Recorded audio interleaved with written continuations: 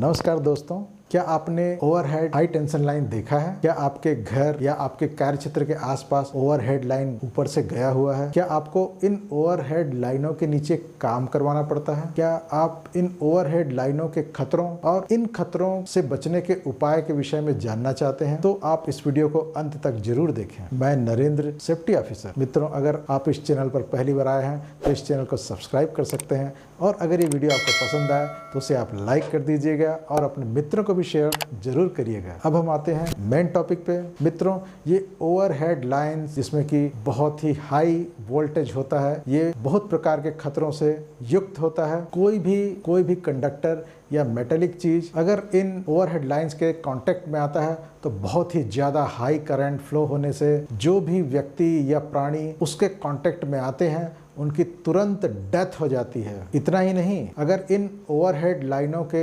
आसपास भी अगर कोई कंडक्टर मटेरियल गया या किसी व्यक्ति का कोई हिस्सा अंग वहां तक पहुंचा तो भी दूर से ही करंट फ्लो हो सकता है। तो हम इससे समझ सकते हैं कि कितना ज्यादा खतरनाक साबित होता है ये ओवरहेड हाई टेंशन लाइंस। अगर आपको इन ओवरहेड हाई टेंशन लाइंस के नीचे कार्य करवाना है तो आपको कुछ सुरक्षा नियमों को पालन जरूर करना चाहिए। जब भी ओवरहेड लाइंस के नीचे हमें कार्य करवाना है तो हमको प्रॉपर प्लानिंग और प्रिपरेशन जरूर करना चाहिए। प्लानिंग और प्रिपरेशन का मतलब है कि उस जगह कार्य करने के क्या क्या खतरे हैं उसकी सूची हमारे पास बननी चाहिए या होनी चाहिए, और इन खतरों से हम किस किस प्रकार से बच सकते हैं उसके लिए पूरी तैयारी क्या क्या हो सकती है, किस किस प्रकार के सुरक्षा उपकरण लग सकते हैं या किस किस प्रकार के रेस्क्यू सामग्री लग सकती है, क्या एम्बुलेंस की जरूरत पड़ सकती है या फायर फाइटिंग की जरूरत पड़ सकती है। तो इस प्रकार के प्रॉपर प्लानिंग और प्रिपरेशन के साथ ही ओवरहेड लाइनों के नीचे कार्य होना चाहिए। दूसरी सावधानी है परमिट टू वर्क,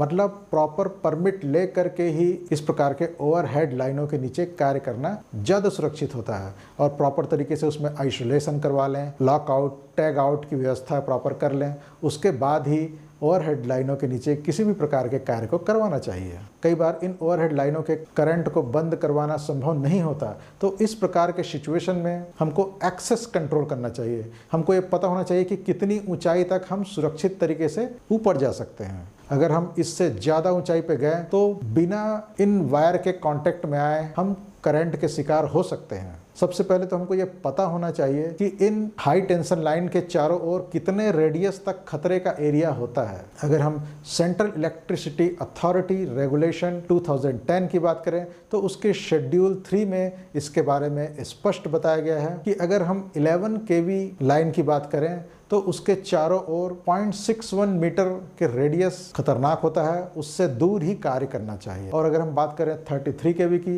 तो वहाँ 0.71 मीटर का जो रेडियस है वो पूरा खतरनाक होता है, उससे दूर ही हमको रहना है। और अगर हम बात करें 66 kV की तो 0.91 मीटर का रेडियस खतरनाक होता है। अब हम बात करते हैं 110 kV के लाइन की, तो वहां पर सेफ डिस्टेंस होगा 1.02 मीटर। 132 kV के लाइन के लिए 1.07 मीटर का क्लियरेंस हमको रखना पड़ेगा। वैसे ही 220 kV की लाइनों में 1.52 मीटर का सेफ क्लियरेंस हमको चाहिए ही चाहिए। और 400 kV के हाई टेंशन लाइन के आसपास अगर हम काम करते हैं तो 2.13 मीटर इतना सेफ डिस्टेंस हमको रखना ही पड़ेगा, तभी हम सुरक्षित कार्य कर सकते हैं। मित्रों, ये जो एरिया है, रेडियस है, जिसको हम कोरोना इफेक्ट का क्षेत्र कहते हैं। कोरोना इफेक्ट मतलब वहाँ का जो हाई टेंशन लाइन के आसपास का एयर आयनाइज हो जाता है और पूरी तरह कंडक्टर का कार्य करने लगता है। इसलिए उस क्षेत्र में जो भी कंडक्टर मटेरियल जाता है तो वहाँ से करंट फ्लो होना उस क्षेत्र से शुरू हो जाता है। भले ही वो conductor material high tension line से भी दूरी पर है, फिर भी दूर से ही एयर में से ही करंट फ्लो शुरू हो सकता है। इसलिए इस कोरोना इफेक्ट को याद रखें और फिर हाई टेंशन लाइन के आसपास कार्य करने का प्लानिंग करें। ये वीडियो आपको कैसा लगा? अगर आपका इस वीडियो से संबंधित कोई सुझाव हो तो उसे कमेंट बॉक्स में जरूर डालें, और हम मिलते हैं अगले वीडियो में। तब तक के लिए नमस्कार।